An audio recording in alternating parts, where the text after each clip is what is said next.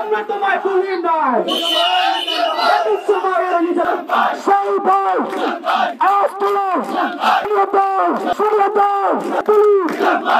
শুভেচ্ছা। প্রিয় নেতৃবৃন্দ, আপনারা জানেন নতুন কালার মা এসেছে। এই কালার মাকে রামগতিতে জায়গা দেওয়া হবে না।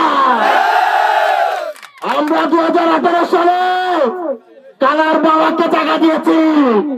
কালার বাবা কি করেছে আপনারা দেখেছেন তো? কালার বাবা নির্বাচনের দিন ঠিক 9টা বাজে তুমি ঢাকায় বউ নিয়ে চলে গেছে। আপনারা জানেন এই জনতা বাজারে একটি মামলা হয়েছিল নির্বাচনের দিন। সেই মামলায় জনতা বাজারের বিভিন্ন নেতৃবৃন্দকে আসামি করা হয়েছে। ওই কালার মা কালার বাপ একদিনের জন্য নেতা কর্মীদের খোঁজ খবর রাখেন না।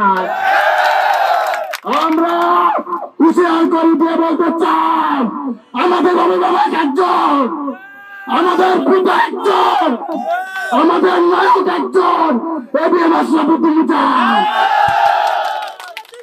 আমরা তো 2023 সালে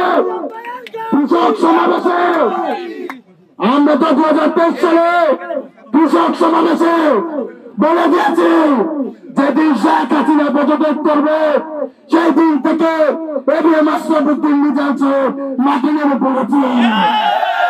অতএব আমাদের নমিনেশন জোট বুঝে লাভ নাই। আমরা 2023 সালে ডিক্লার করেছি রামগতির মাঠে 2 দিন ধরে দেখছি আপনারা টুরির পালন করছেন। কাউকে লাগবে না।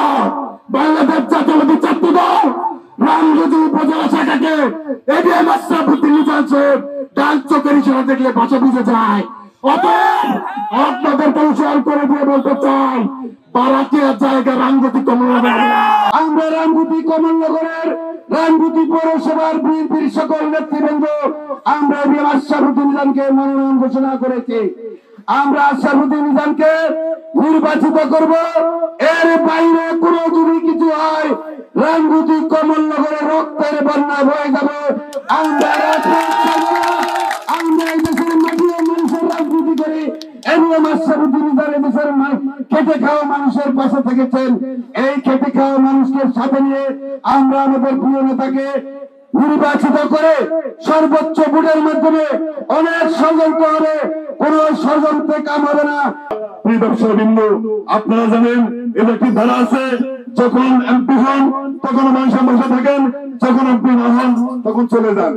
কিন্তু আশরাফুদ্দিন মিজান সাহেব এই 15 বছর বর্তমানে এমপি হন নাই, কিন্তু রামগতির মানুষের দুষ হয়ে যান নাই। উনি রামগতির মানুষের পাশে আছেন, থাকবেন, ভবিষ্যতে থাকবেন ইনশাআল্লাহ।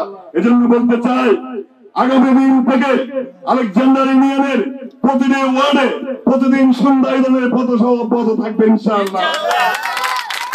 যদি হাইকমান্ড সিদ্ধান্ত নিতে ব্যর্থ হয় আমরা তৃণমূল সিদ্ধান্ত নিয়ে নেব।